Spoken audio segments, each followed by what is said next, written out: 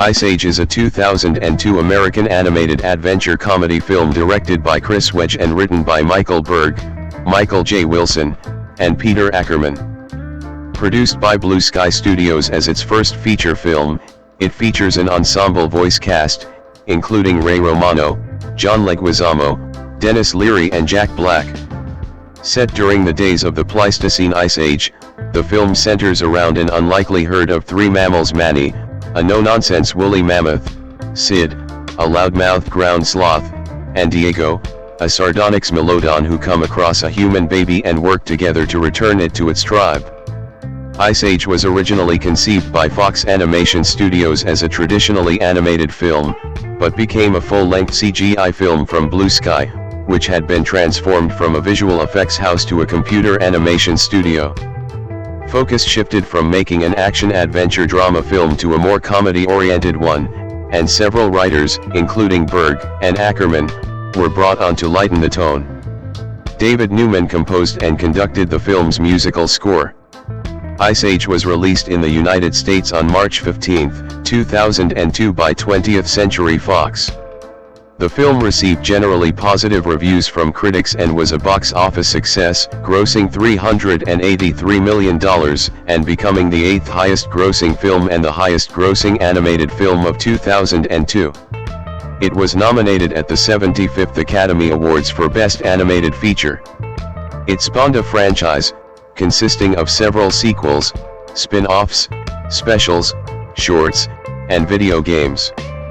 Plot: a herd of prehistoric animals is migrating south to avoid a forthcoming ice age. Sid, a clumsy ground sloth, is left behind by his family and personally chases the herd, but is attacked by an angry pair of brontothories after he accidentally ruins their meal. Sid is reluctantly rescued by Manny, a surly woolly mammoth who did not migrate with the others.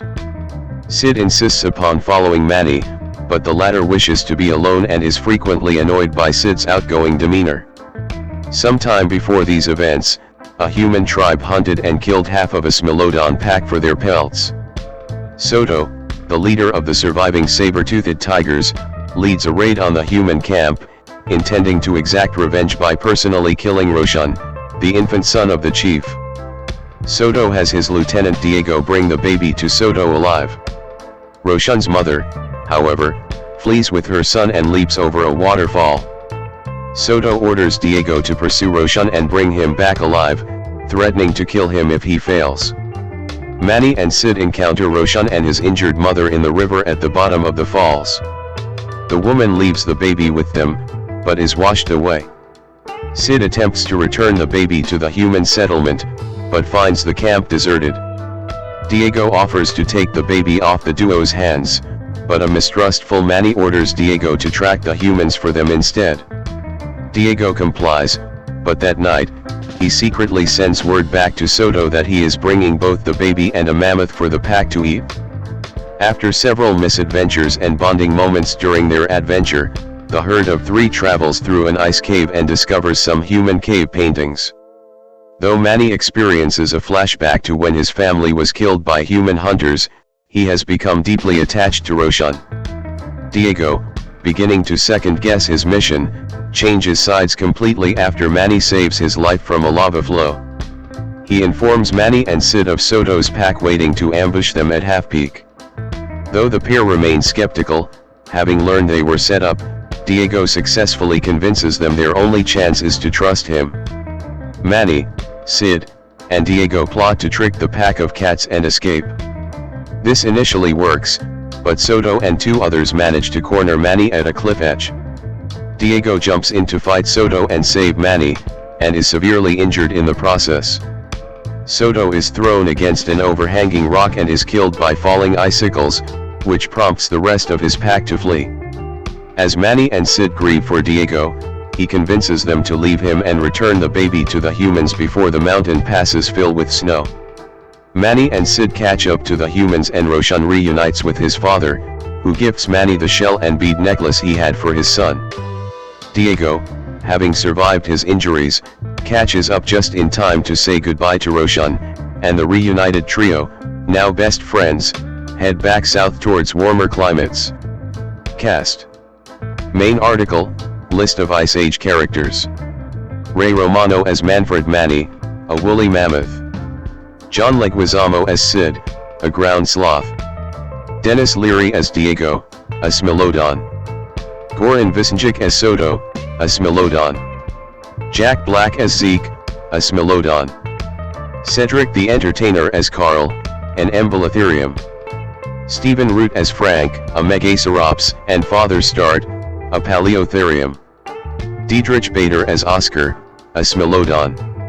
Alan Tudyk as Lenny, a homotherium.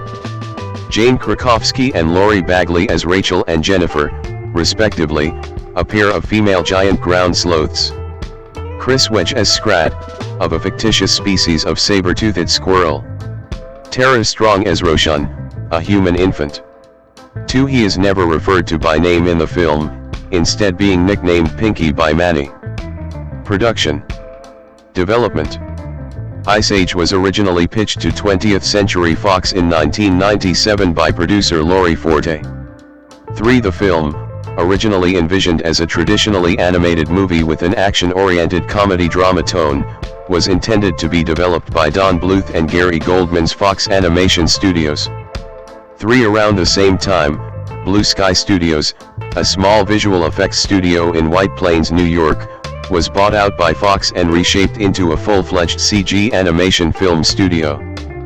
In light of this, Fox Animation head Chris Meledandri and executive producer Steve Bannerman approached Forte with the proposition of developing the film as a computer-animated movie, which Forte realized was basically a no-brainer, according to her.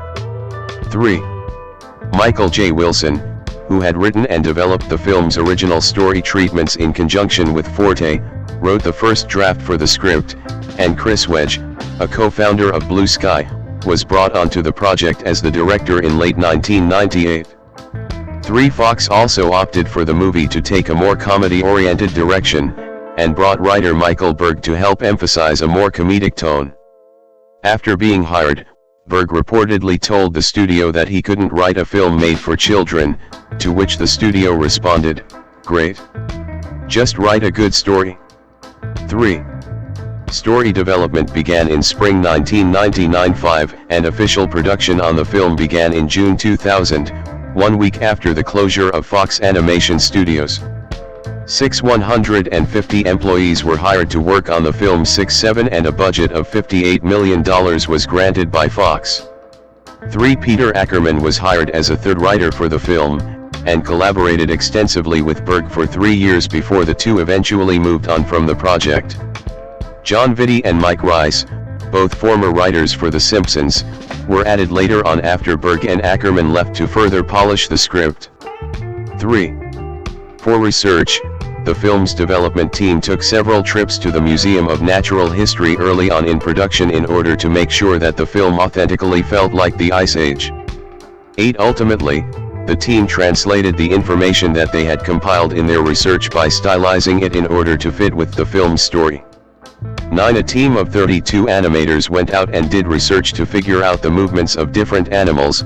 For instance, for the movement of Scrat, animators visited a park and observed local squirrels, taking note of their twitchy way of moving. 5. Writing and character development. Michael J. Wilson stated on his blog that his daughter Flora came up with the idea for an animal that was a mixture of both squirrel and rat, naming it Scrat, and that the animal was obsessed with pursuing his acorn. The plan to have Scrat talk was quickly dropped, as he worked better as a silent character for comedic effect. The name Scrat is a combination of the words squirrel and rat, as Scrat has characteristics of both species. Wedge has also called him saber-toothed squirrel. Citation needed. Scrat's opening adventure was inserted because, without it, the first real snow and ice sequence wouldn't take place until about 37 minutes into the film. This was the only role intended for Scrat, but he proved to be such a popular character with test audiences that he was given more scenes. The filmmakers made it so that many of the scenes with Scrat appear directly after dramatic moments in the film. Citation needed. In a 2012 interview with Jay Leno, Denis Leary revealed that his character, Diego, originally died near the end of the film. However, it was reported that kids in the test audience burst into tears when his death was shown. Leary warned the producers that something like this would happen. When it was proven true, the scene was rewritten to ensure Diego survived. Citation needed. Originally, Sid was supposed to be a con artist and a hustler, and there was a finished scene of the character conning some aardvark kids. His character was later changed to a talkative clumsy sloth because the team felt the audience would have disliked him.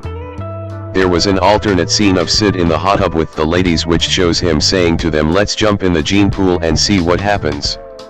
One of the female sloths then kicks him in the groin. This was cut because it was not suitable for children and may have gotten the film a PG-13 rating by the MPAA. Other innuendos with Sid were cut from the film. Sid was supposed to have a female sloth named Sylvia, voiced by Kristen Johnston, who was interested in him and chased after him, despite his dislike for her and his tendency to ditch her. All the removed scenes can be seen on the DVD. Citation needed. Animation. The characters and environments in Ice Age were modeled and animated using Wavefront's Maya animation software. Rendering was completed using CGI Studio, an in-house ray tracing program being developed since Blue Sky's formation in 1987 and previously used for Wedge's 1998 short film, Bunny. While Jimmy Neutron, Boy Genius, released 3 months before Ice Age, became the first computer-animated film to make use of ray tracing technology, Ice Age would have received the distinction had it been released at the time Blue Sky began work on the movie. 5. In order to keep the film at a more exciting pace, the development team took certain liberties with Sid in terms of realism. Although real-life ground sloths were slow-moving and rigid, Sid was given a fast movement speed in certain scenes, as well as a more flexible range of motions. Conversely, the character's arm movements were more restricted in order to retain a sense of laziness true to the nature of sloths. Manny was a particularly difficult character to animate due to his unique attributes as a mammoth, such as his long fur and massive trunk that covered up his face. 11. Dealing with a creature which had seldom appeared in animation at the time, the team needed to figure out how Manny would realistically move, with character designer Peter DeSeve explaining that a woolly mammoth isn't simply an elephant with long fur. According to co-director Carlos Saldana, Diego was one of the most complexly animated characters in the movie, with some scenes showing off his high movement speed as a saber-toothed tiger while others kept his movement more contained and focused on his facial expressions to carry the moment. 11. Voice casting. The voice cast of Ice Age was encouraged to make up their own dialogue during recording. Several lines in the film were improvised by the actors. 12. For Manny, the studio was initially looking at people with big voices. 13. James Earl Jones and Ving Rhames were considered, but they sounded too obvious and Wedge wanted more comedy. 14. 15. Albert Brooks was also offered the role. 16. Instead, the role was given to Ray Romano because they thought his voice sounded very elephant-like. Wedge described Romano's voice as deep and slow in delivery, but also with a sarcastic wit behind it. 15.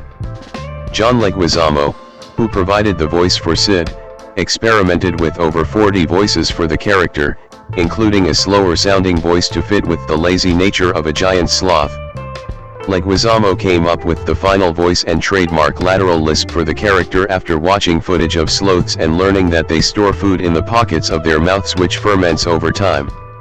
17. Leguizamo remarked in an interview with BBC that he had wanted to contribute to an animated project for a while, claiming that veteran cartoon voice actor Mel Blanc was one of my comedy gods and a large source of inspiration for him as a child.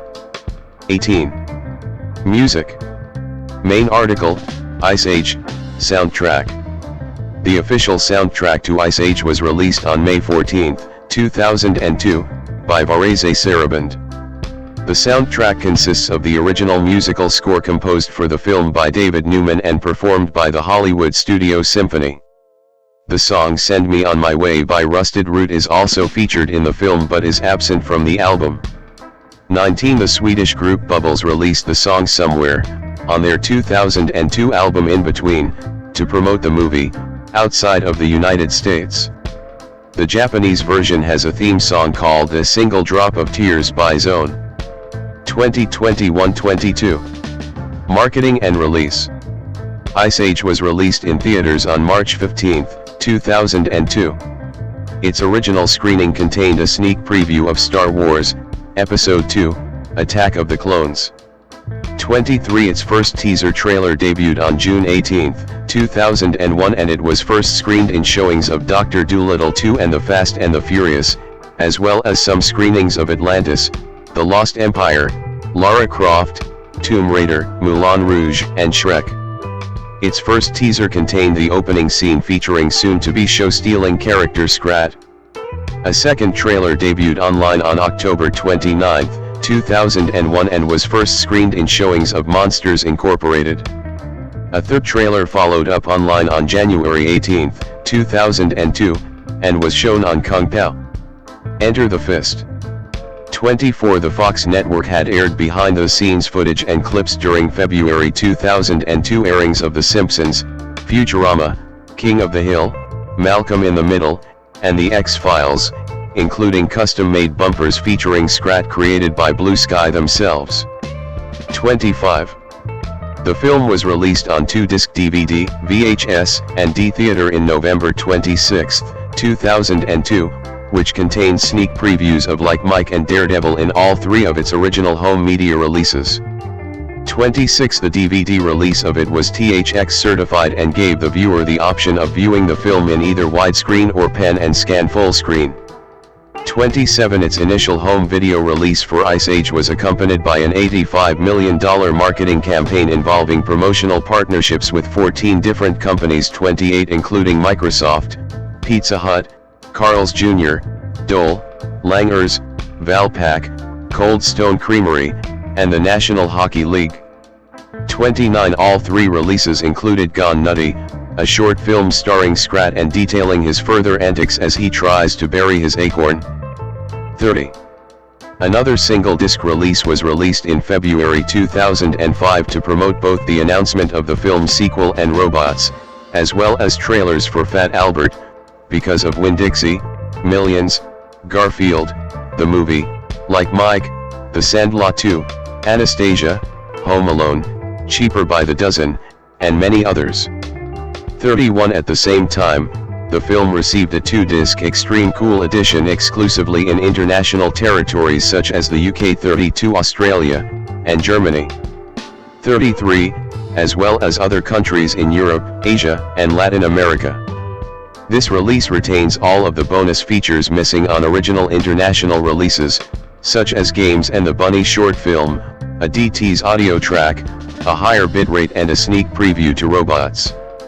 The release also comes with a trading card featuring the latter film's protagonist, Rodney Copperbottom. Most releases like this lack both the trading cards and the sneak peek, though others that promote robots include trading cards with more of the characters, such as Piper, Ratchet, and Fender, and a new feature called Extreme Cool View where throughout the film, facts about the film and the Ice Age would be shown, along with interviews from the cast and crew and featurettes on how they make the movie. A similar version would be released in the US in March 2006, around the same time as the theatrical release of its sequel, then re-entitled as Ice Age, The Meltdown, titled the Super Cool Edition 34, albeit not including the DT's track. The film was then released on Blu-ray in March 2008, and beside Gone Nutty, it included 9 minutes of deleted scenes. 35. Ice Age was included on the Walt Disney Company's streaming service Disney Plus in March 2020 with an upgraded 4K version. 36.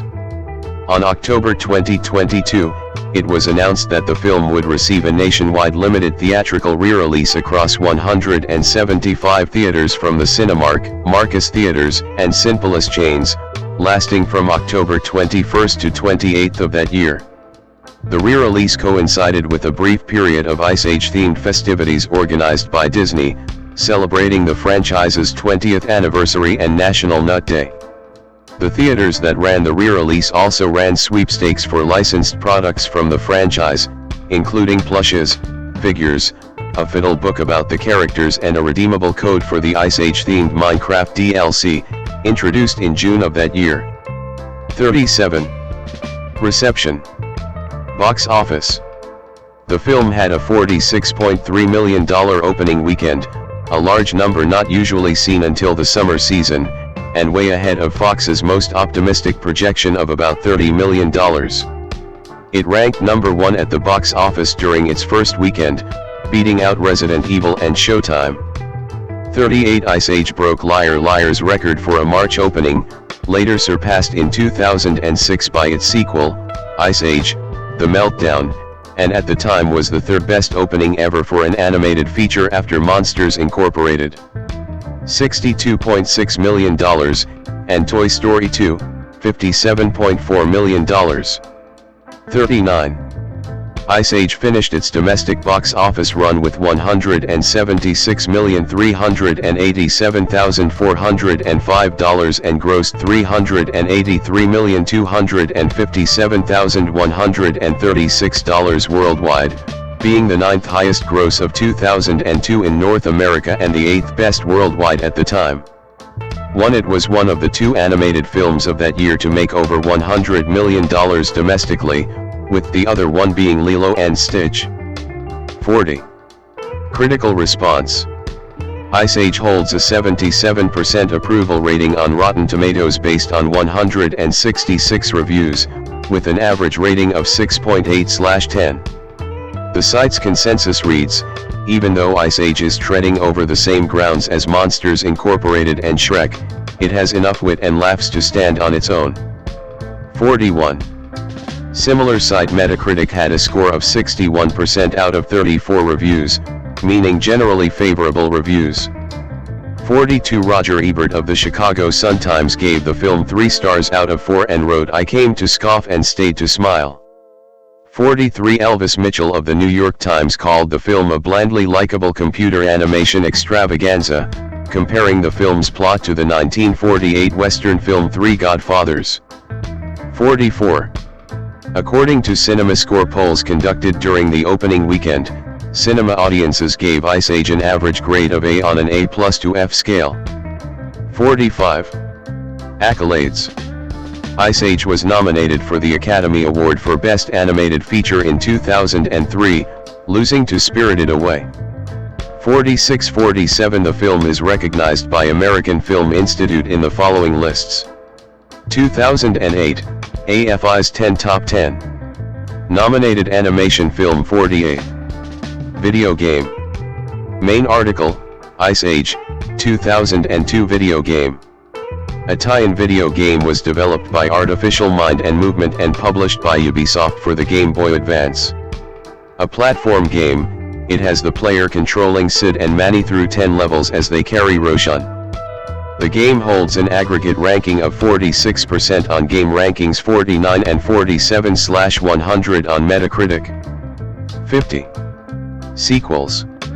Main article, Ice Age, franchise, films. Ice Age: The Meltdown, the first sequel, was released in 2006. A third film, Ice Age: Dawn of the Dinosaurs, was released in 2009, followed by a fourth film, Ice Age: Continental Drift, in 2012, and a fifth film, Ice Age: Collision Course, in 2016. 51. A sixth film, Ice Age: Boiling Point, is set for release on February 5, 2027.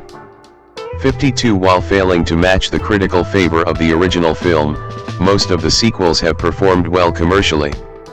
With the release of Collision Course, the Ice Age series became the first computer-animated movie franchise to house 5 theatrical installments, not including spin-offs. 53.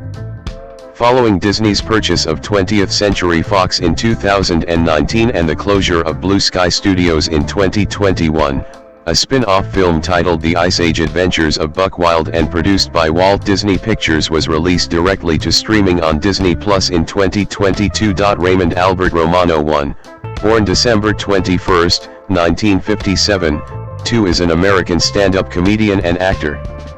He is best known for his role as Raymond Ray Barone on the CBS sitcom Everybody Loves Raymond, 1996 to 2005, for which he won 3 Primetime Emmy Awards, 1 as an actor and 2 as producer.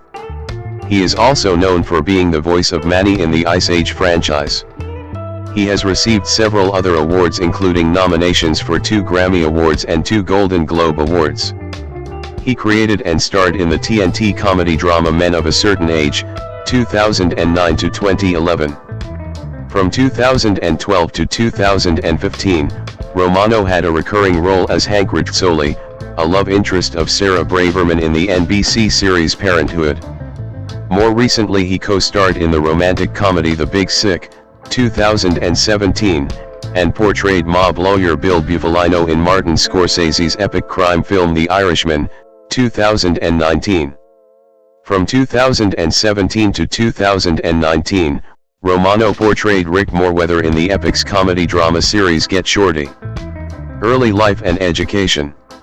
Romano was born in Queens, New York City to the second son of Luciana Lucy, née Fortini, d. 2021, one a piano teacher, and Albert Romano, 1925 to 2010, a real estate agent and engineer. 3-4 He is of Italian descent. 5 He grew up in the Forest Hills neighborhood of Queens. 6 He has an older brother, Richard, born 1956, an NYPD Sergeant 1, and a younger brother, Robert, born c. 1966, a second-grade teacher in New York City. 7. Romano attended elementary and middle school at Our Lady Queen of Martyrs in Forest Hills. After transferring from Archbishop Malloy High School, Romano graduated from Hillcrest High School in 1975. 1-8 He was in the same high school class as Fran Drescher. 2 Before getting into show business, Romano briefly attended Queens College, in Flushing, New York, where he studied accounting. 9. Career. His early comedy career started when he competed in the Johnny Walker Comedy Search in 1989, directed by Saturday Night Live short film producer Neil Marshad, and appeared on the Comedy Channel. His career included many outlets, such as Comedy Central, where he had been a recurring guest voice on the show Dr. Katz, Professional Therapist. He also was a contestant on Star Search in the stand-up comedy category. He was cast to play Joe, originally named Rick, on the American television sitcom News Radio, but was fired and replaced with Greg Lee in the pilot and then Joe Rogan for the rest of the show. He then appeared on Late Show with David Letterman doing his stand-up routine, which formed his ties with CBS. Shortly thereafter, he became the star of his own show, Everybody Loves Raymond on CBS, that featured a cast and format more suitable to Romano's brand of humor. His work on the series earned him 6 Primetime Emmy Award nominations as Outstanding Lead Actor in a Comedy Series, a category he won in 2002. He also shared 2 Emmy Awards as an executive producer when his show won as Outstanding Comedy Series in 2003 and 2005. 10. Romano performed the opening monologue at the 1998 White House Correspondents' Association dinner. 11-12. Romano and his comedian friend Kevin James starred in the Salesman comedy Grilled as 2 average Joes of the same profession who are both desperate to land a big sale. Romano was featured on a 2000 episode of Who Wants to Be a Millionaire, on which he won $125,000 for the NYPD's DARE unit. Citation needed. The following year, he and one of his brothers appeared on a New York Police Department recruiting poster. Citation needed. In 2004, Romano became the highest-paid television actor in history for his role of Raymond on CBS's Everybody Loves Raymond. Citation needed. The show broke another record by having the highest revenue, at $3.9 billion. Citation needed. On December 13, 2003, Romano was a guest star, sending a birthday card to Bob Barker for Barker's 80th birthday on the $27 million spectacular special of the CBS game show The Price is Right. Citation needed.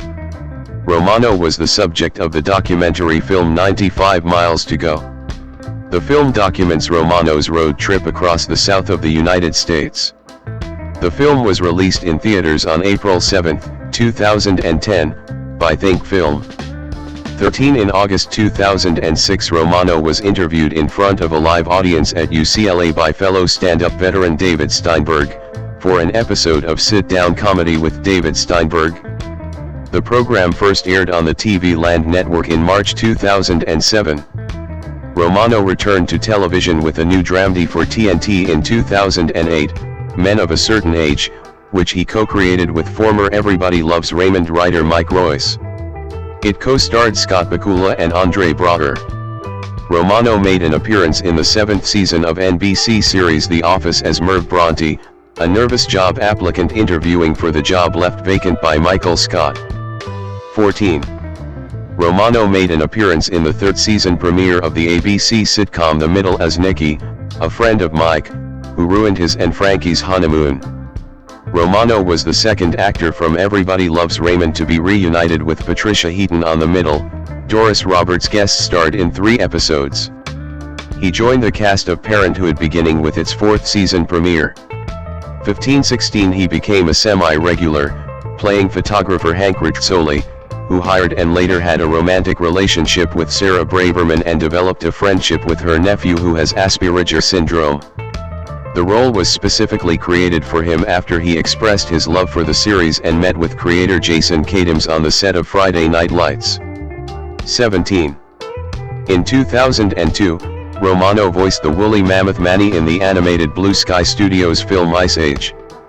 He has since reprised the role in 4 sequels: Ice Age, The Meltdown, 2006, Ice Age, Dawn of the Dinosaurs, 2009, Ice Age, Continental Drift, 2012, and Ice Age, Collision Course, 2016, along with 2 TV specials, and is set to return for 6th film in 2026.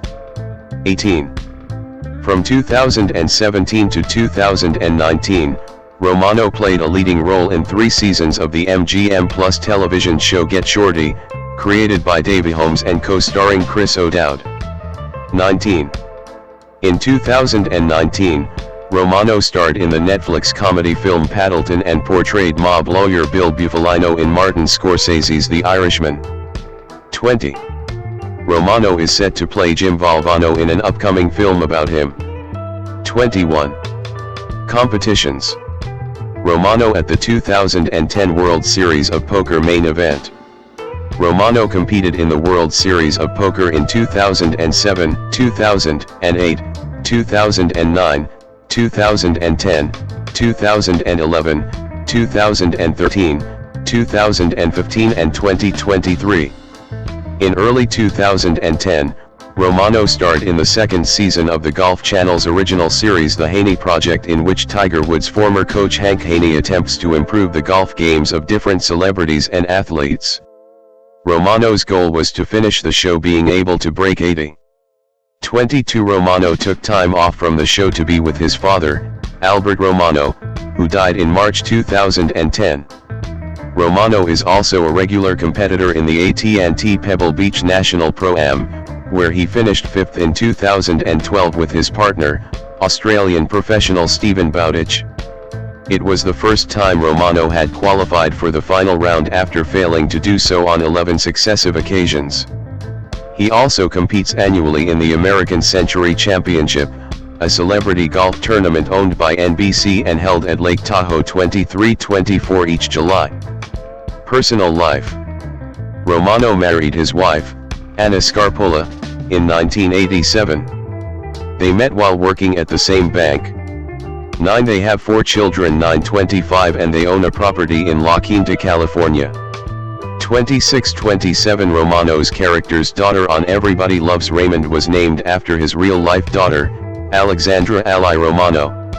Also, in the series pilot, Ray and Deborah's twin boys were named Gregory and Matthew, after Romano's real-life twin sons, but Romano felt it was inconvenient to have all his television children have the same names as his real children and changed the twins' names to Jeffrey and Michael on screen.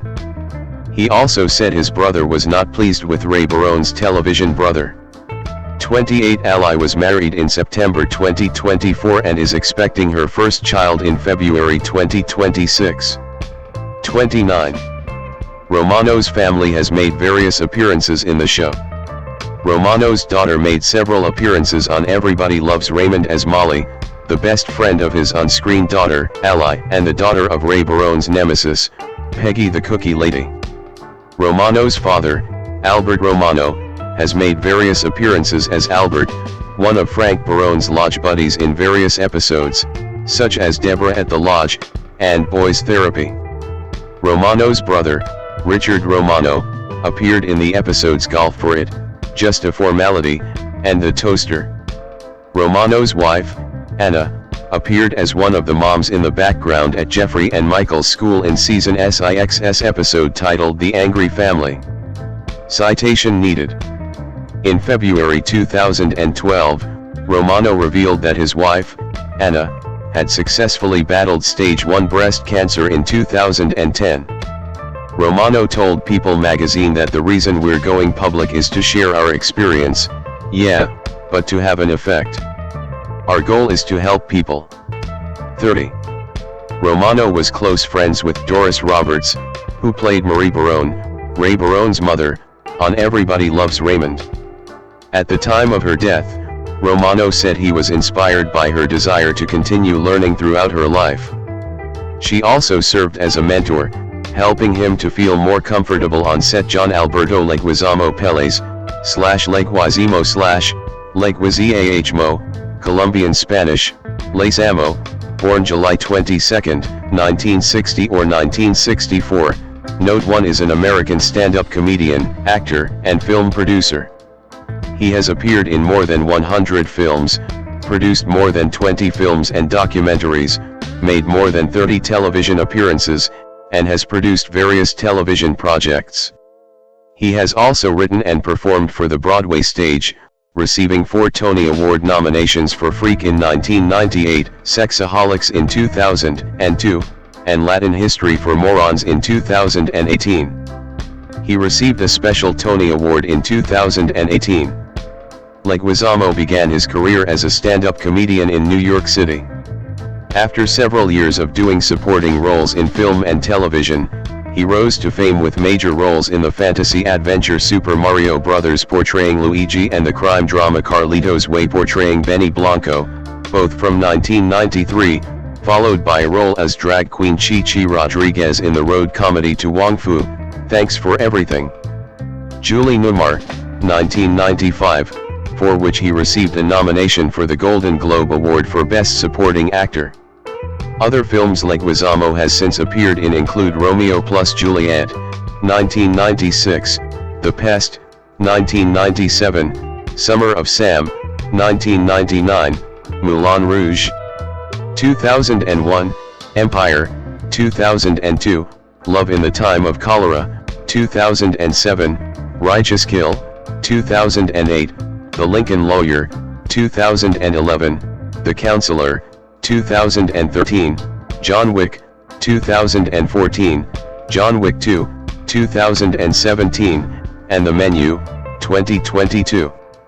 As a voice actor, he narrated the sitcom The Brothers Garcia, 2000 to 2004, and played Sid the Sloth in the Ice Age franchise, 2002, present, and Bruno Madrigal in Encanto, 2021. 6. Leguizamo is also known for his television roles including his television special Freak, 1998, a filmed version of his eponymous Broadway show, for which he received the 1999 Primetime Emmy Award for Outstanding Individual Performance in a Variety or Music Program. 7. This was a historic win, making Leguizamo the first ever Latino to win this award in Emmy history. 8. He received further Primetime Emmy Award nominations for the Paramount miniseries Waco, 2018, and the Netflix limited series When They See Us, 2019. He has also appeared on ER, The Kill Point, Bloodline, and The Mandalorian. 9. In 2023, he hosted the MSNBC series Leguizamo Does America. 10. Early life and education. Leguizamo was born in Bogotá, Colombia, the son of Luz Marina Pelez and Alberto Rudolfo Leguizamo. His father was once an aspiring film director and studied at Cinecittà in Rome, Italy, but eventually dropped out due to lack of finances. 11. John has indigenous Colombian, Muisca, European, especially Iberian, and some African ancestry.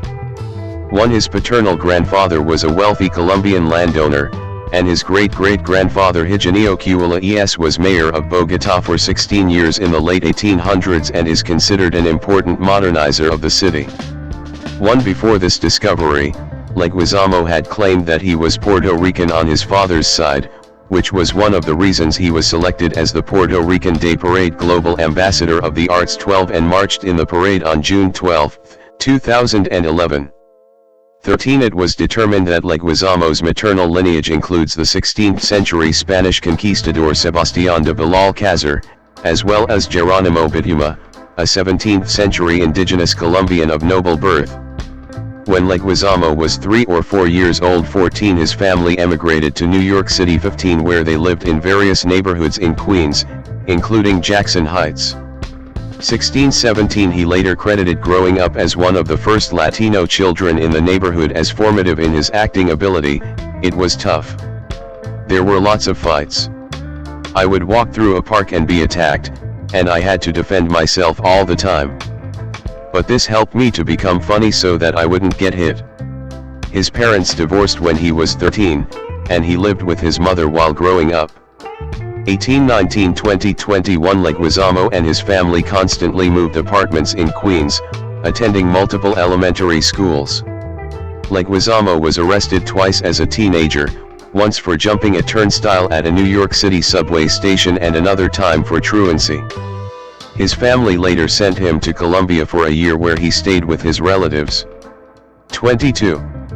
Leguizamo attended Joseph Pulitzer Middle School, I.S.145, and later Murray Bergtraum High School. As a student at Murray Bergtraum, he wrote comedy material and tested it on his classmates. He was voted most talkative by his classmates.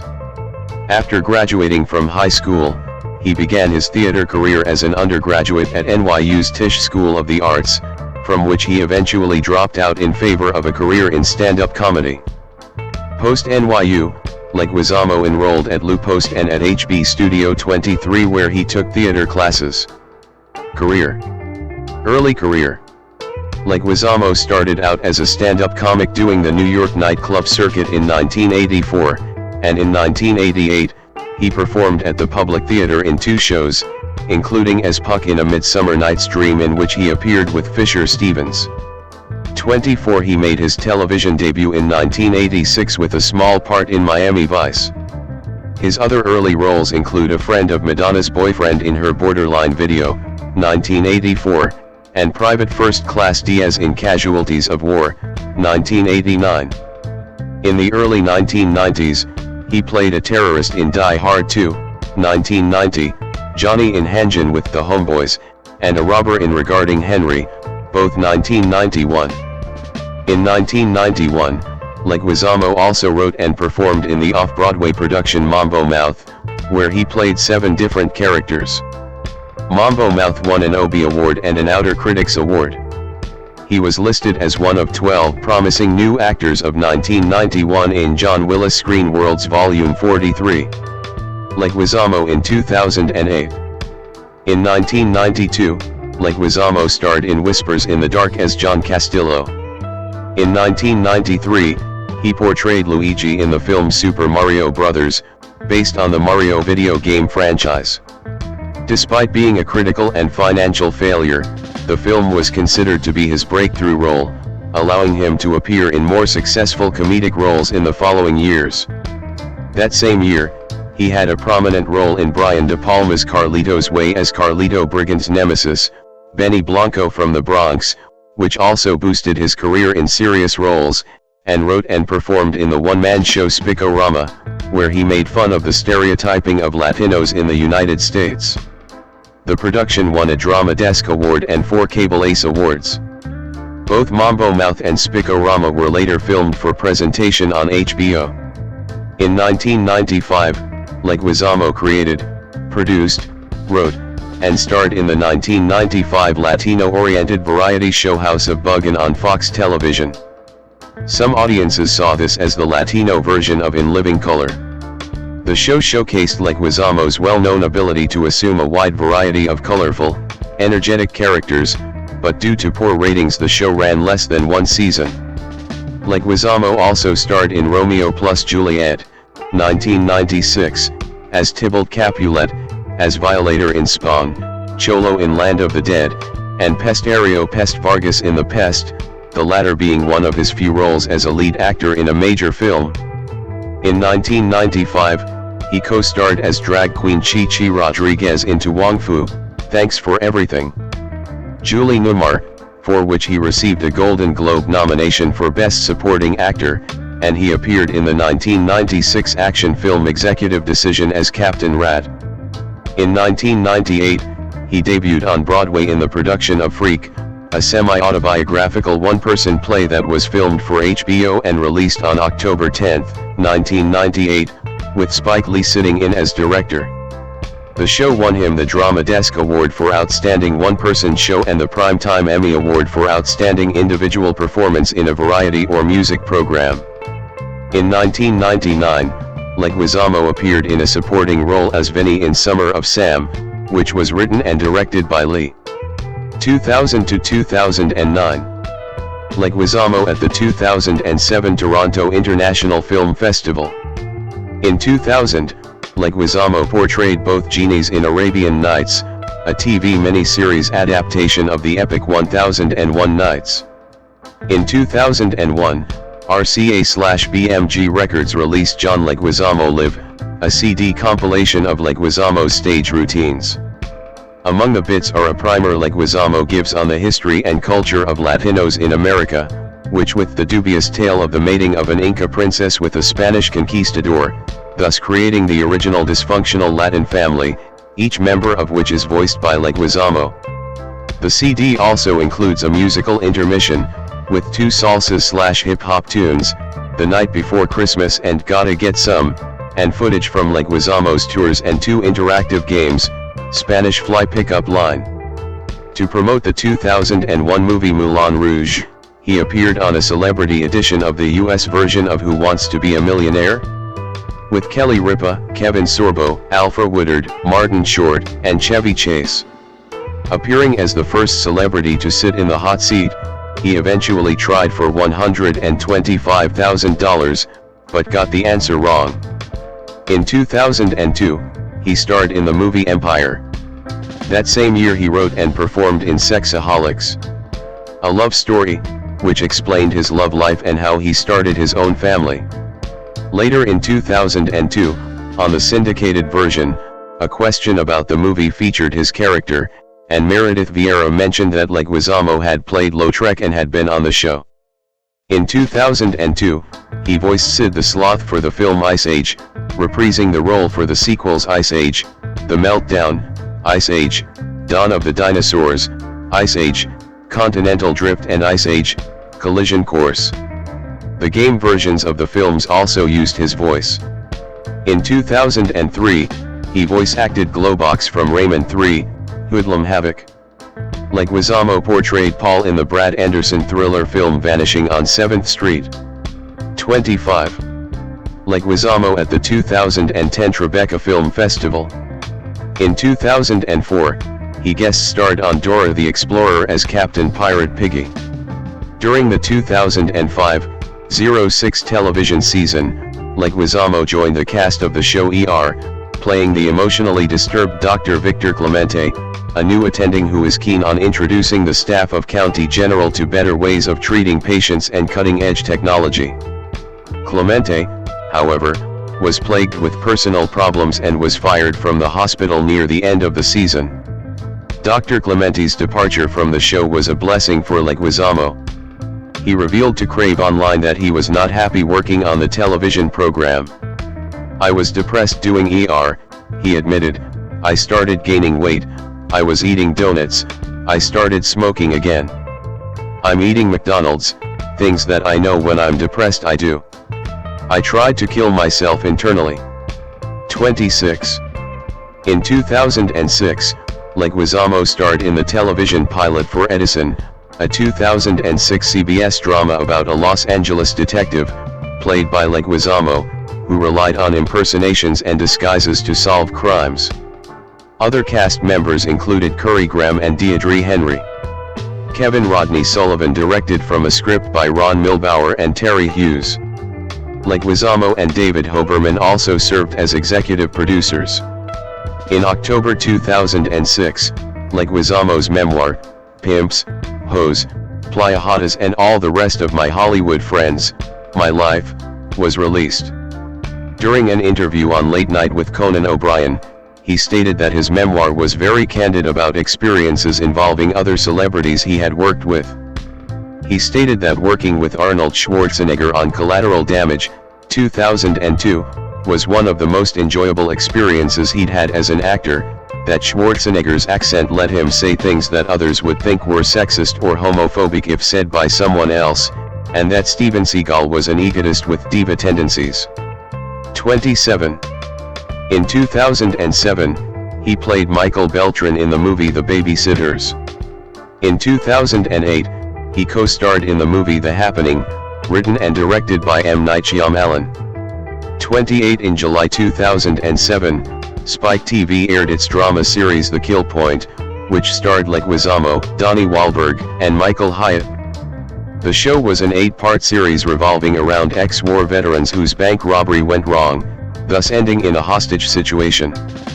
Despite high ratings, The Kill Point was not renewed for a second season. A year later, Leguizamo guest-starred on Sesame Street as Captain Vegetable, who tells Elmo to eat his vegetables. 2010 to 2016. Leguizamo in 2013.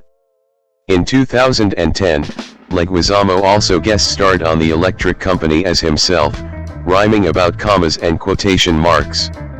In June 2010, Leguizamo opened his semi-autobiographical one-man theater show, Class Clown, later renamed Ghetto Clown, based on his memoir Pimps, Hoes, Playa Hotas, and All the Rest of My Hollywood Friends, My Life. After the show had run at various theaters in the United States, and Leguizamo had performed an unplugged version of it under the title John Leguizamo Warms Up at a Chicago theater, it opened on Broadway in March 2011 at the Lyceum Theater. 29 30 31 32 The show, about Leguizamo's path from obscurity to stardom, opened to many positive reviews and was extended through July 10, 2011. A CD of the show was released. In 2011, Leguizamo received the Outer Critics Circle Award for Outstanding Solo Performance 33 and the Drama Desk Award for Outstanding Solo Performance for his performance in the show. 34 In September 2011, Leguizamo began an international tour of Ghetto Clown in Los Angeles. 35 On July 13, 2012, PBS debuted Tales from a Ghetto Clown, a documentary about Leguizamo's life and the show's development.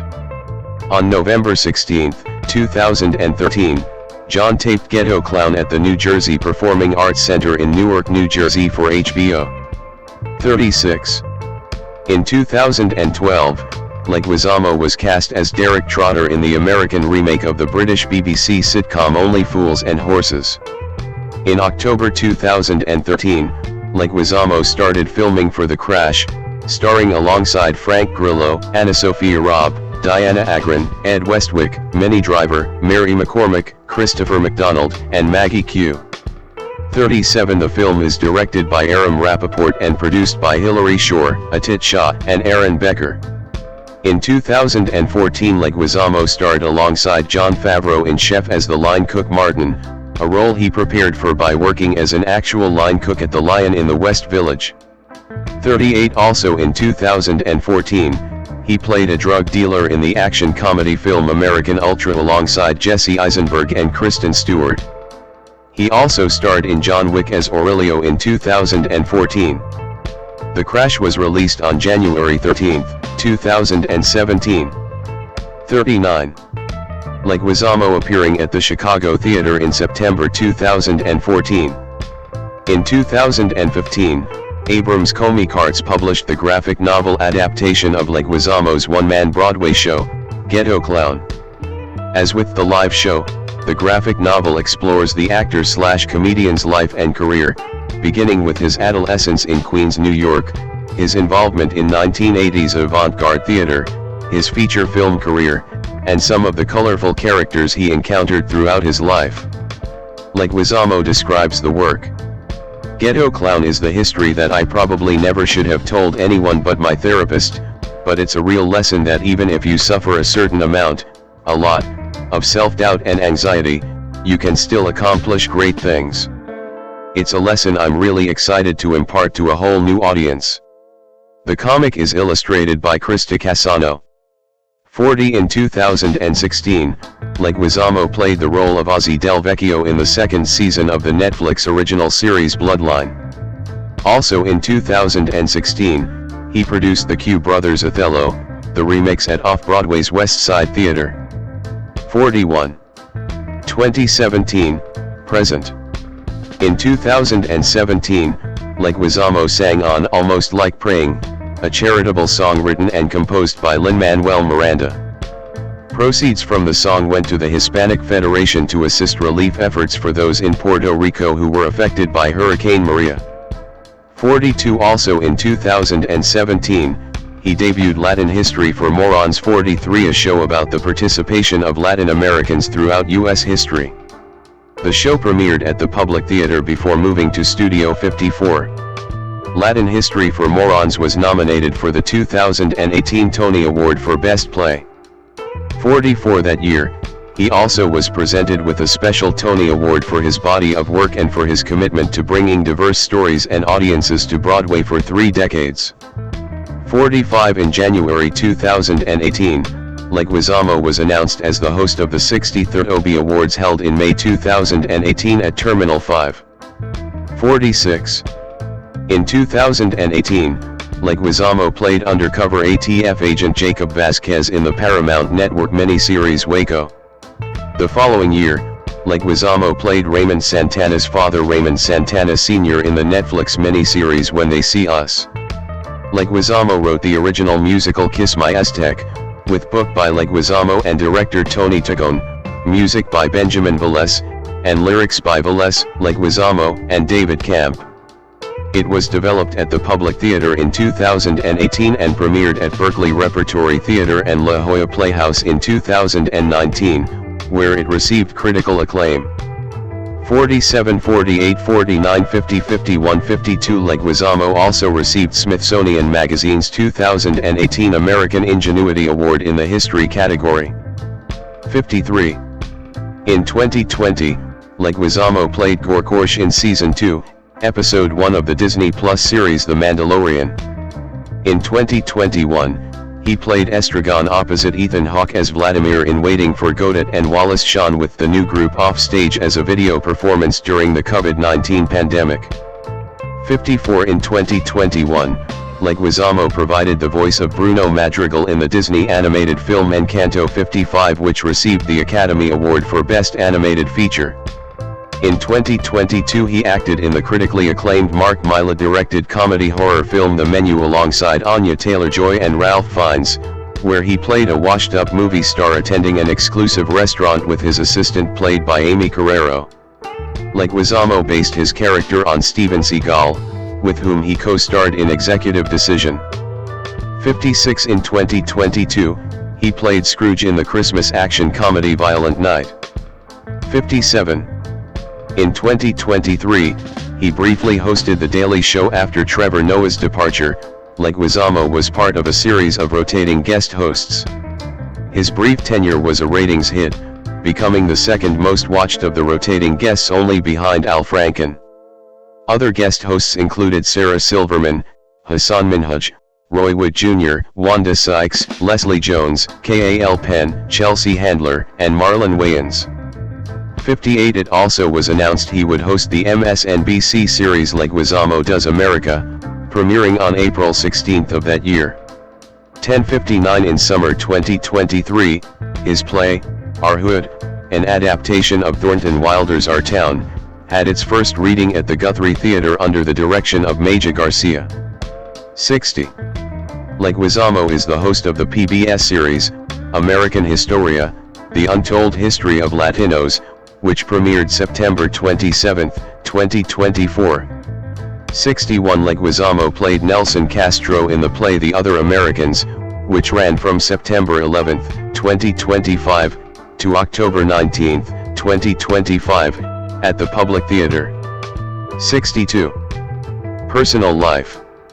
Leguizamo married actress Yelba Osorio in 1994 and divorced in 1996 after 2 years of marriage. 63. He married Justine Morer, a costumer on Carlitos Way 64 on June 28, 2003. Leguizamo is Catholic, and Morer is Jewish. 65. They have 2 children, daughter Allegra Sky Leguizamo 6667, born 1999, and son Ryder Lee Lucas Leguizamo, born 2000. 68, 69, 70, 71. They live in Manhattan. 72. Leguizamo credits production for Romeo and Juliet for getting into fitness, including weightlifting. He is an avid tennis player who also does dance sessions. 73. In 2008, Leguizamo received the Rita Moreno Ola Award for Excellence from the Hispanic Organization of Latin Actors, OLA. In 2011, he received the Made in New York Award from New York City. 74-75. In 2018, Leguizamo received an honorary degree from Marymount Manhattan College. 76. Leguizamo gave the commencement speech to the class of 2022 at Vassar College.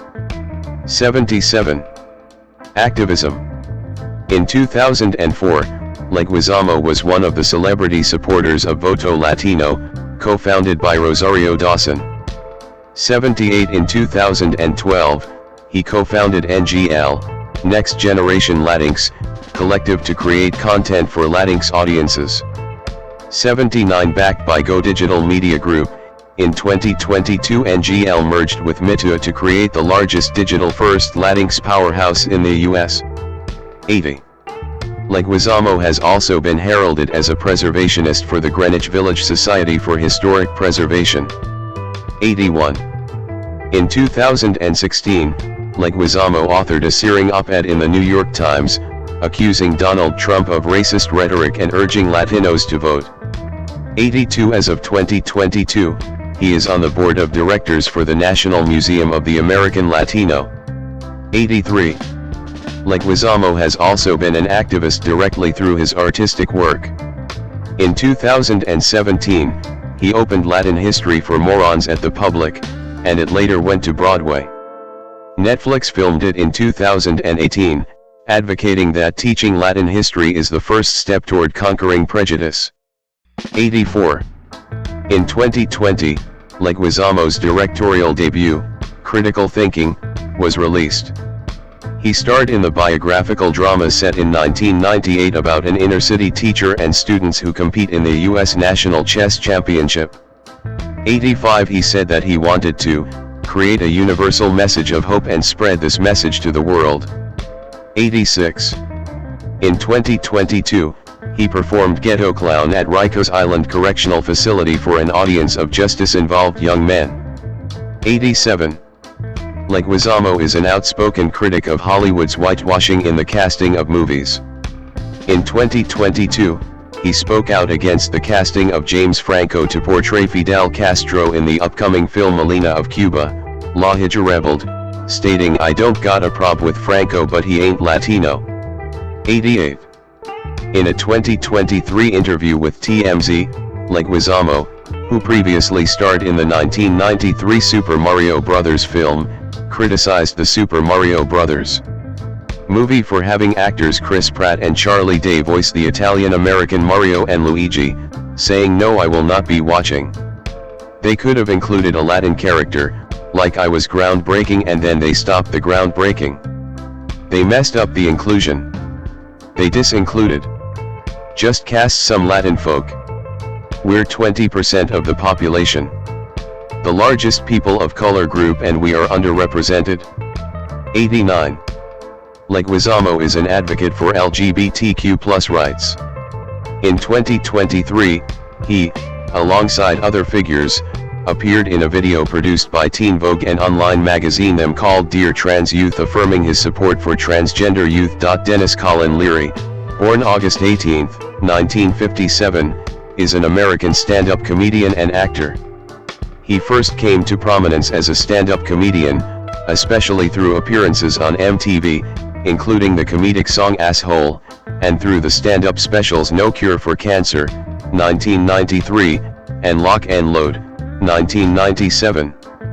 Leary began taking roles in film and television starting in the 1990s, including substantial roles in the films Judgment Night, 1993, Demolition Man, 1993, The Rev, 1994, To If by Sea, 1996, Suicide Kings, 1997, Wag the Dog, 1997, Monument Abbey, 1998, and The Thomas Crown Affair, 1999. In the 2000s, Leary developed and starred in the television show The Job, 2001 to 2002, and was the star and co-creator of Rescue Me, 2004 to 2011, for which he received 3 Primetime Emmy nominations, 1 for writing and 2 for acting. He received another Emmy nomination for his portrayal as Michael Howley in the political drama television film Recount, 2008. Leary has continued to take starring roles in films, including Captain George Stacy in The Amazing Spider-Man and Cleveland Browns head coach Vince Penn in Draft Day. He has done voice work, including Francis in A Bug's Life and Diego in the Ice Age franchise. From 2015 to 2016, Leary wrote and starred in the comedy series Sex and Drugs and Rock and Roll on FX. Early life. Denis Leary was born on August 18, 1957 in Worcester, Massachusetts, the son of Catholic immigrant parents from Killarney, County Kerry, Ireland. To his mother, Nora, née Sullivan, 1927 to 2025, was a maid, and his father, John Leary, 1924 to 1985, was an auto mechanic. 3456 Leary is a citizen of both the United States and Ireland. 7 Leary is a third cousin of talk show host and fellow comedian Conan O'Brien. 8-9.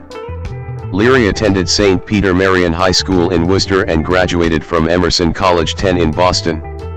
At Emerson, he befriended fellow comic Mario Cantone. 11-12 While a student, Leary founded the Emerson Comedy Workshop, a troupe that continues on the campus today. 13. After graduating from Emerson in 1981, Leary taught comedy writing classes at the school for 5 years. 14 In May 2005, he received an honorary doctorate and spoke at his alma mater's undergraduate commencement ceremony. 15 And is credited as Dr. Denis Leary on the cover of his 2009 book Why We Suck. Career. Leary began working as a comedian at the Boston underground club Play It Again Sam's. His first real gig was at the Rascals Comedy Club as part of the TV show The Rascals Comedy Hour, on October 18, 1990. Leary wrote and appeared on a local comedy series, Lenny Clark's Late Show, hosted by his friend Lenny Clark and written by Martin Olson. Leary and Clark both spoke about their early affiliations and influences in the Boston comedy scene in the documentary film When Stand-Up Stood Out, 2006.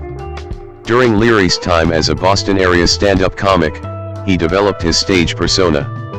Leary appeared in sketches on the MTV game show Remote Control, playing characters such as Keith Richards, co-host Colin Quinn's brother and artist Andy Warhol. Citation needed. He earned fame when he ranted about REM in an early 1990s MTV sketch. Several other commercials for MTV quickly followed, in which Leary would rant at high speeds about a variety of topics, playing off the then popular and growing alternative scene. One of these rants served as an introduction to the video for Shamrocks and Shenanigans, Boom Shalak Lock Boom, by House of Pain. Leary released 2 records of his comedy, No Cure for Cancer, 1993, and Lock and Load, 1997. In late 2004, he released the EP Merry $% Ain't Christmas, which included a mix of new music, previously unreleased recordings and some tracks from Lock and Load. Citation needed. In 1993, Leary's sardonic song Asshole, about the stereotypical American male, achieved much notoriety. The song was voted number 1 in an Australian radio poll 16 and was used in Wholesome Pills ads in the UK, with Leary's participation, and with adapted lyrics criticizing a drunk driver. 17 The single was a minor hit there, peaking at number 58 in the UK singles chart in January 1996. 18. In 1995, Leary was asked by Boston Bruins legend Cam Neely to help orchestrate a Boston-based comedy benefit show for Neely's cancer charity. This became Comics Come Home, which Leary has hosted annually ever since. 19. Leary behind Liam Neeson and Ralph Fiennes at a U2 concert in Madison Square Garden, October 2005.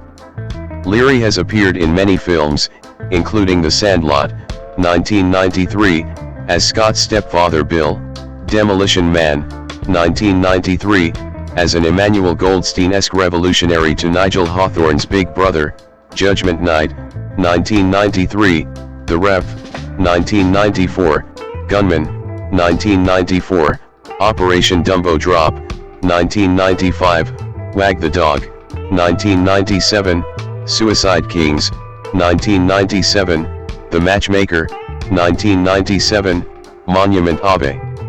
1998, The Thomas Crown Affair, 1999, Dog, 2002, and Draft Day, 2014. He had a role in Oliver Stone's Natural Born Killers, 1994, that was eventually cut. He held the lead role in 2 television series, The Job and Rescue Me. He co-created the latter, in which he played Tommy Gavin, a New York City firefighter dealing with alcoholism, family dysfunction, and other issues in post-9/11 New York City. Leary received Emmy Award nominations in 2006 and 2007 for Outstanding Lead Actor in a Drama Series for Rescue Me, and in 2008 for Outstanding Supporting Actor in a Miniseries or a Movie for the HBO movie Recount.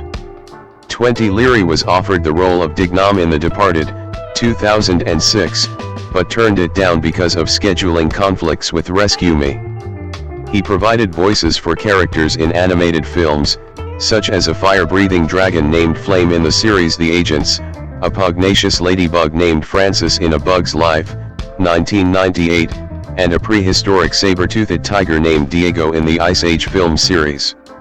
He has produced numerous movies, television shows, and specials through his production company, Apostle.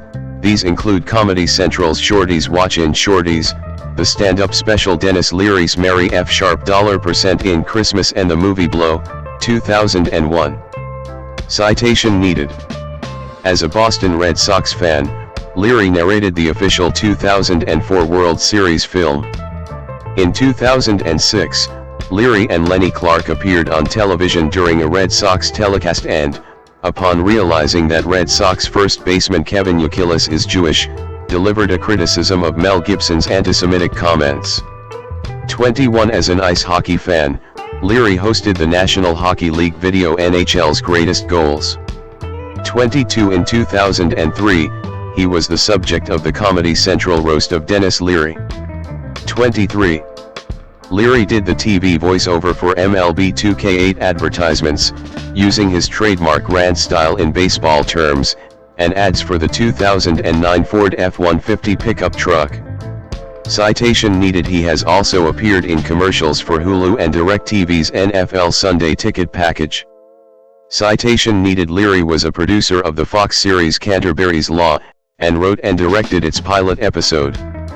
Canterbury's Law aired in the spring of 2008 and was cancelled after 8 episodes.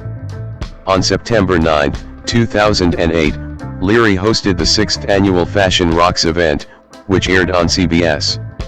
In December of the year, he appeared in a video on FunnyOrDie.com critiquing a list of some of his best films, titled Denis Leary Remembers Denis Leary Movies.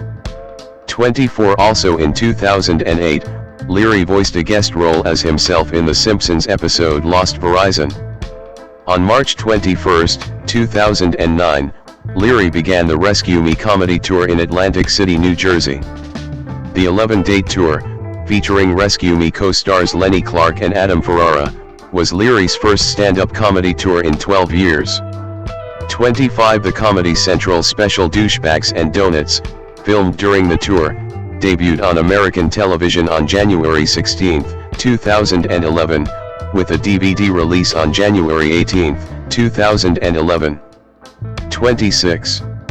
Denis Leary at the Book Expo America in 2017. Leary played Captain George Stacy in the movie The Amazing Spider-Man, released in July 2012. 27. He wrote the American adaptation of Sirens. 28. Leary is an executive producer of the documentary Burn, which chronicles the struggles of the Detroit Fire Department. Burn won the 2012 Tribeca Film Festival Audience Award. 29. Leary created a television series for FX called Sex and Drugs and Rock and Roll, taking the starring role himself. A 10-episode first season was ordered by FX, with the premiere on July 16, 2015. 30-31 The show ran for 2 seasons. In 2022, Leary was cast in the recurring role of Frank Donnelly, an NYPD officer on Law and Order, Organized Crime. 32. Leary has been the narrator for NESN's documentary show about the Boston Bruins called Behind the B since the show began in 2013. Personal life. Leary and his wife Ann Lembeck at the 2010 Tribeca Film Festival. Leary has been married to author Ann Lembeck Leary since 1989. 33, 34, 35 They met when he was her instructor in an English class at Emerson College. They have 2 children. 36 Ann Leary published a memoir, An Innocent, Abroad, about the premature birth of their son on a visit to London. She has also written a novel, Outtakes from a Marriage, which was published in 2008. Her second novel, The Good House, was published in 2013. 37 Her essay in a New York Times column about her marriage to Denis inspired the Modern Love series episode 4, Rallying to Keep the Game Alive. They live in Tribeca, Manhattan. 38 They also have a house in Catanna, New York and previously owned a farm in Roxbury, Connecticut. 39. Leary is an ice hockey fan and has a backyard rink at his home in Roxbury, Connecticut, with piping installed under the ice surface to help it stay frozen. 40 He is a fan of the Boston Bruins, Boston Celtics, and Boston Red Sox. 41 As well as the Green Bay Packers. 42-43. Leary describes himself as a Jack Kennedy Democrat with some conservative ideologies, including support for the military. Leary told Glenn Beck, "I was a lifelong Democrat, but now at my age, I've come to realize that the Democrats suck, and the Republicans suck, and basically the entire system sucks. But you have to go within the system to find what you want." 44. Leary has said of his religious beliefs, "I'm a lapsed Catholic in the best sense of the word. You know, I was raised with Irish parents, Irish immigrant parents. My parents, you know, prayed all the time, took us to Mass. And my father would sometimes swear in Gaelic. It doesn't get more religious than that. But, no, after a while, they taught us wrong. I didn't raise my kids with the fear of God. I raised my kids with the sense of, you know, to me, Jesus was this great guy." 44. Leary is godfather to Damian Hurley, the son of actress Elizabeth Hurley. 45. Leary Firefighters Foundation. Main article, Leary Firefighters Foundation. On December 3, 1999, 6 firefighters from Leary's hometown of Worcester were killed in the Worcester cold storage warehouse fire. Among the dead were Leary's cousin Jerry Lucy, as well as Leary's close childhood friend, Lt. Tommy Spencer. 46.8 In response, the comedian founded the Leary Firefighters Foundation. Since its creation in the year 2000, the foundation has distributed over US $2.5 million to fire departments in the Worcester, Boston, and New York City areas for equipment, training materials, new vehicles and new facilities. Leary won $125,000 for the foundation on the game show Who Wants to Be a Millionaire?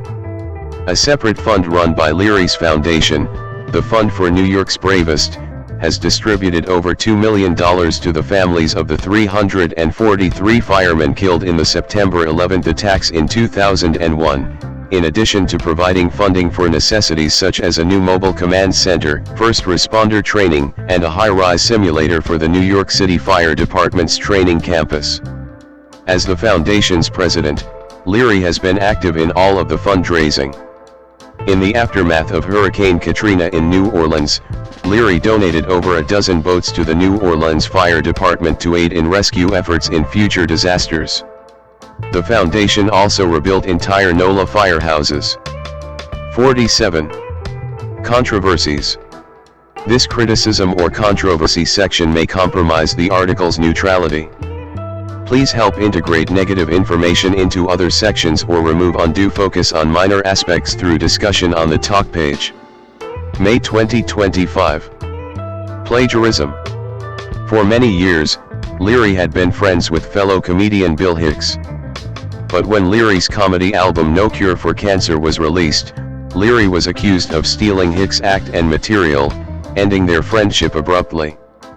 48. In April 1993, the Austin Comedy News remarked on the similarities of Leary's performance. Watching Leary is like seeing Hicks from 2 years ago. He smokes with the same mannerisms. Hicks recently quit.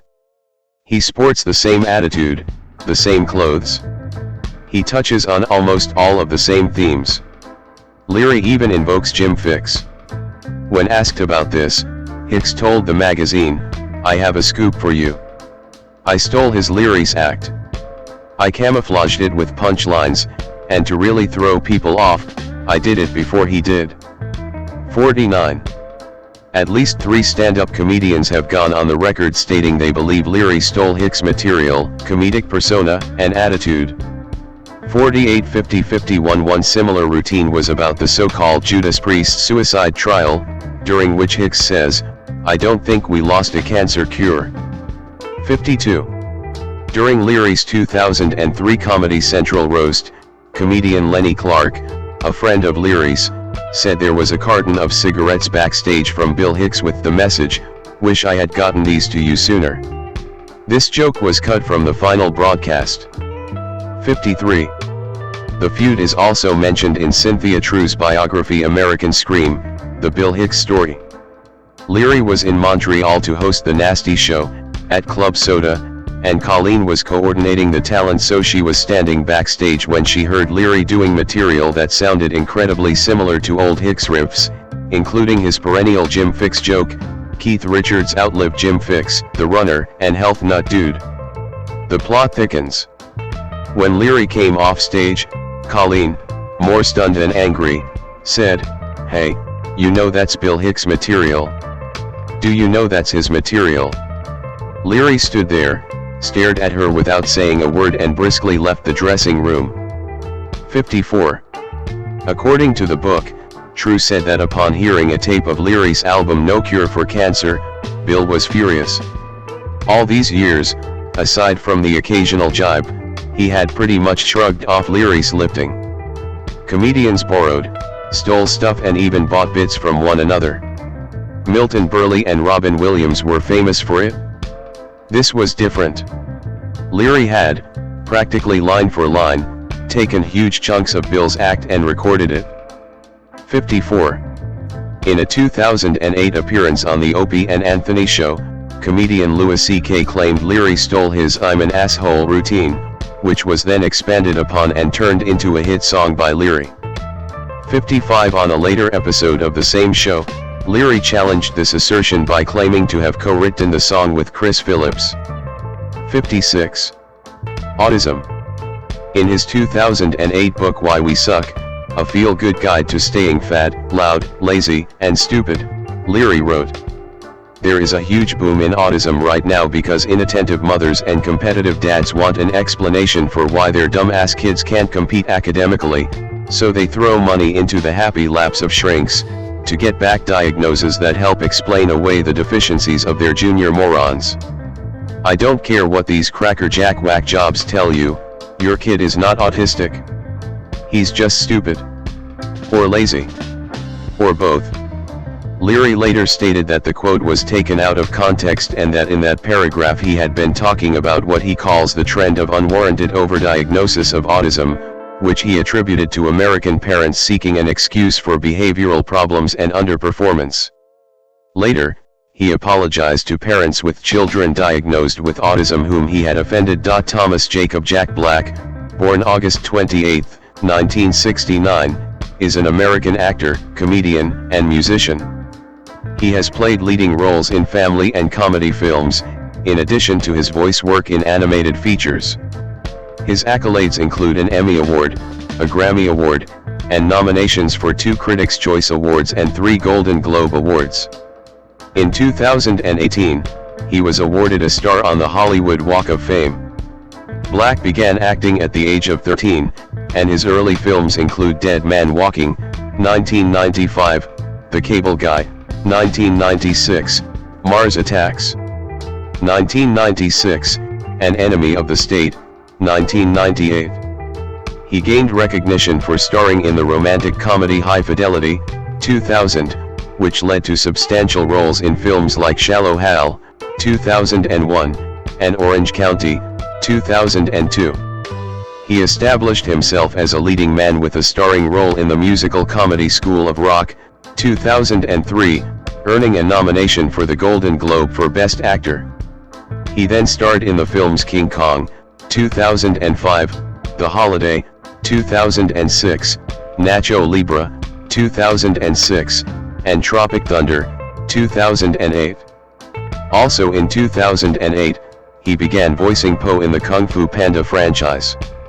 Black was critically praised for portraying Bernie Teed in the biographical thriller film Bernie, 2011, receiving several Best Actor Award nominations.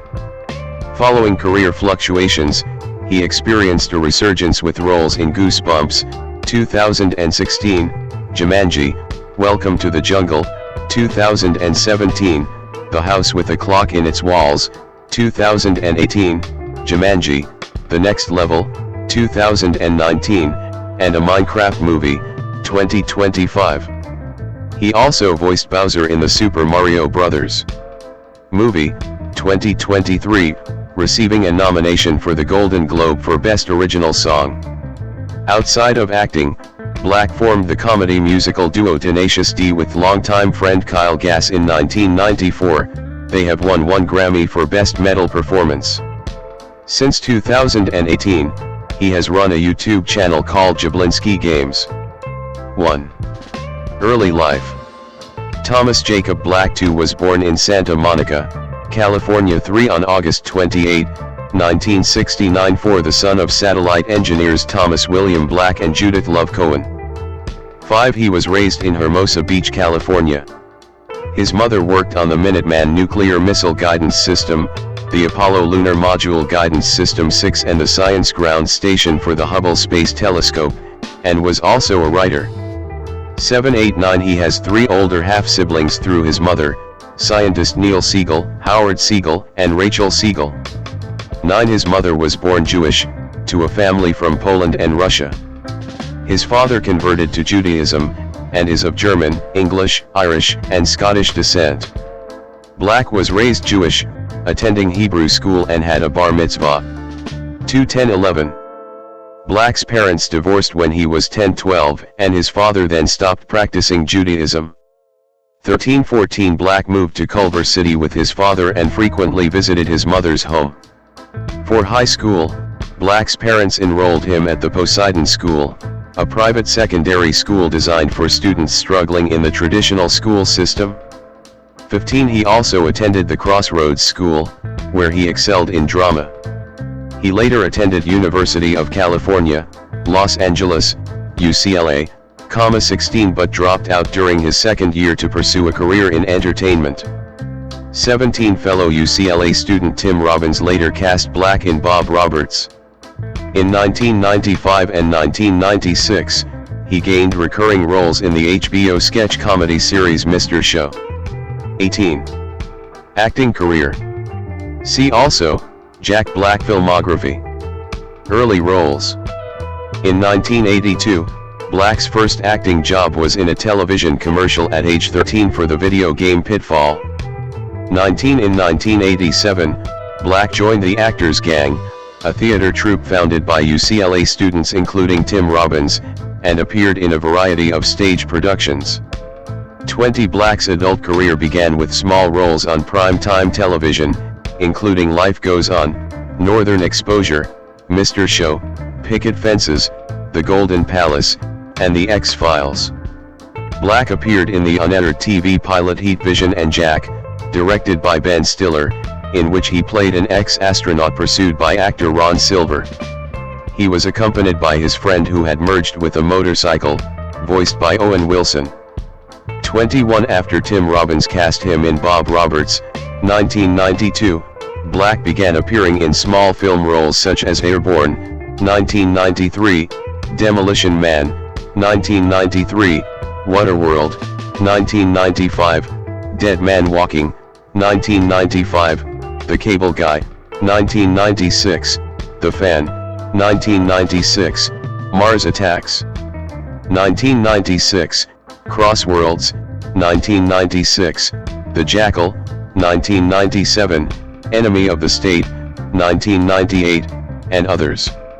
He had a small role in True Romance, 1993, as a security guard, but the scene was deleted. 22. 2000s. In 2000, Black co-starred in the film High Fidelity as a wild employee in a record store run by John Cusack. Black considers his role in High Fidelity as his breakout into the Hollywood scene. 23 He quickly gained leading roles in films such as Saving Silverman, 2001, Shallow Hal, 2001, Orange County, 2002, and Gulliver's Travels, 2010. He received particular praise for his starring role in the well-received School of Rock, 2003, earning critical acclaim and a Golden Globe nomination for Best Actor, Musical or Comedy. 24 Black took part in the Who Wants to Be a Millionaire? Celebrity Edition, along with Denis Leary, Jimmy Kimmel, and others, and was handed the prize of $125,000 in October 2001. 25 He has also had starring voiceovers in animated features, including Zeke in Ice Age, 2002, 2627 and Lenny in Shark Tale, 2004. 28-29 In 2004, Black guest starred in the first episode of Cartoon Network's Adult Swim show Tom Goes to the Mayor. 30. Black and Tom Howard on set of Nacho Libre in 2006. He starred in one of his few dramatic roles as the obsessed filmmaker Carl Denham in Peter Jackson's 2005 remake of King Kong, a performance he based on Orson Welles.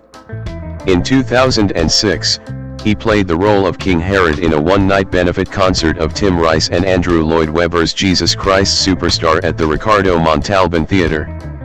31 That same year, he starred as the romantic love interest to Kate Winslet in the Nancy Meyers romantic comedy The Holiday, 2006. Also in 2006, he starred in the comedy film Nacho Libre, which he also produced, and Tenacious D in The Pick of Destiny, which he also wrote and produced. In 2007, he took a supporting role in the Noah Baumbach-directed comedy-drama film Margot at the Wedding starring Nicole Kidman and Jennifer Jason Leigh. That same year, he made a cameo appearance, portraying Paul McCartney, in Walk Hard, The Dewey Cox Story, 2007. Black has voice acted on other occasions, including Husbands and Knives from The Simpsons, which aired November 18, 2007, portraying Milo, the friendly owner of the rival comic book store.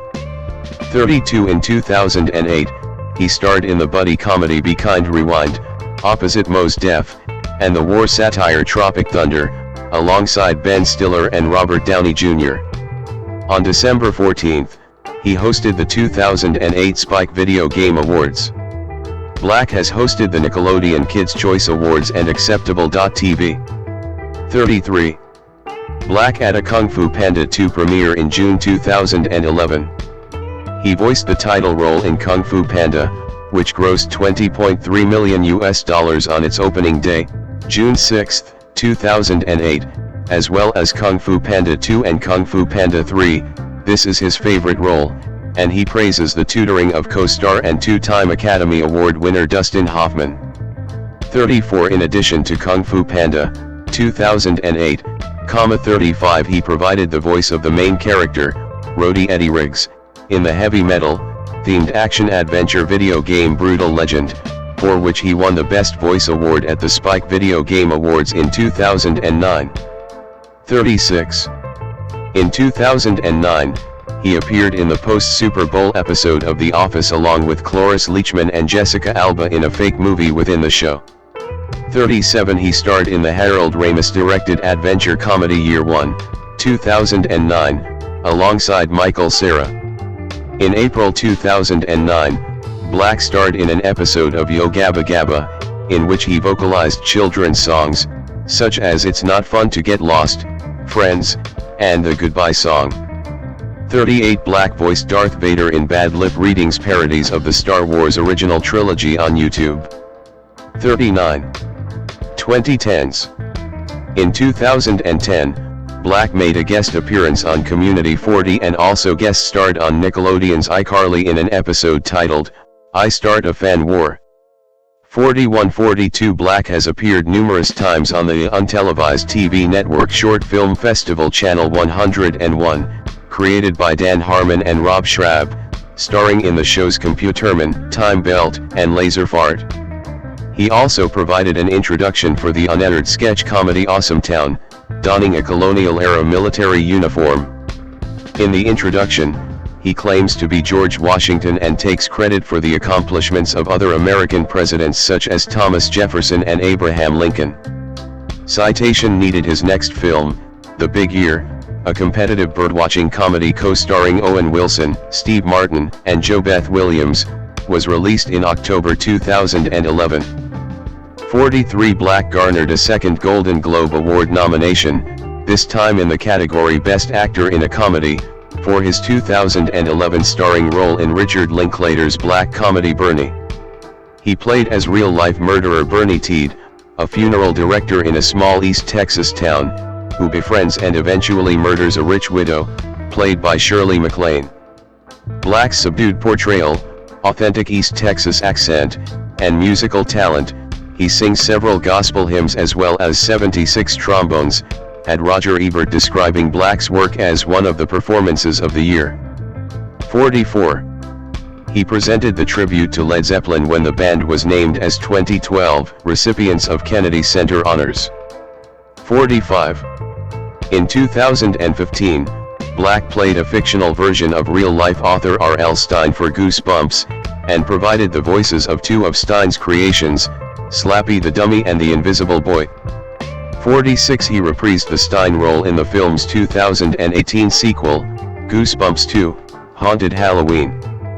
He also voiced himself and many other additional characters on the animated YouTube series Tenacious D in Post-Apocalypto, which he also co-directed and co-wrote, along with his Tenacious D partner Kyle Gass. In 2017, he portrayed a teenage girl inhabiting the body of Professor Sheldon Shelley Oberon in the action/adventure comedy film Jumanji, Welcome to the Jungle. He starred alongside Dwayne Johnson, Kevin Hart, and Karen Gillan. The film received positive reviews and was a financial success. 47. Awkwafina, Black, and Karen Gillan in 2019. The following year, he took a supporting dramatic turn in the Gus Van Sant drama Don't Worry, He Won't Get Far on Foot, 2018. The film received critical acclaim and starred Joaquin Phoenix, Rooney Mara, and Jonah Hill. Also in 2018, Black appeared in the music video for Gorillaz' song Humility.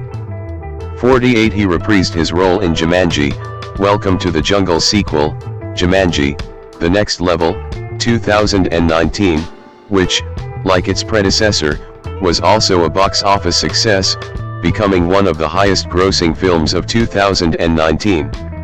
That year, he starred in the children's fantasy film The House with a Clock in Its Walls, 2019, alongside Cate Blanchett and Renee Elise Goldsberry. 2020s. In 2022, he lent his voice to the Richard Linklater animated coming-of-age film Apollo 10-12, A Space-Age Childhood. Also that year, he portrayed disc jockey Wolfman Jack in the Roku biographical parody film Weird, The Al Yankovic Story, 2022. Starting in 2022, he reprised the role of Po in the Netflix animated series Kung Fu Panda, The Dragon Knight. He also guest starred on the Paramount Plus series Big Nate and the Adult Swim series Rick and Morty. 4950.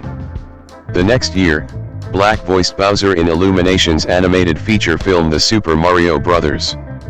Movie, based on the Nintendo games.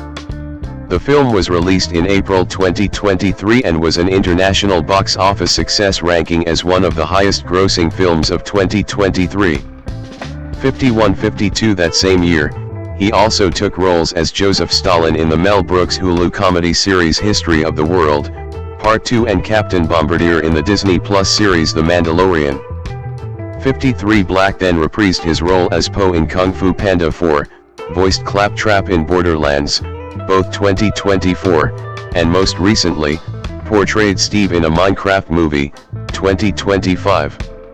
54. 55. 56. Music career. This section of a biography of a living person needs additional citations for verification. Please help by adding reliable sources. Contentious material about living persons that is unsourced or poorly sourced must be removed immediately from the article and its talk page, especially if potentially libelous. Find sources: Jack Black, News Newspapers Book Scholar Jaster, November 2014, Learn how and when to remove this message. Tenacious D. Main article, Tenacious D. Tenacious D performing in 2016. Black is the lead singer and rhythm guitarist for the comedy rock/hard rock duo Tenacious D along with Kyle Gass. 57. They have released 5 albums, a self-titled debut, The Pick of Destiny, Rise of the Phoenix, and Post-Apocalypto.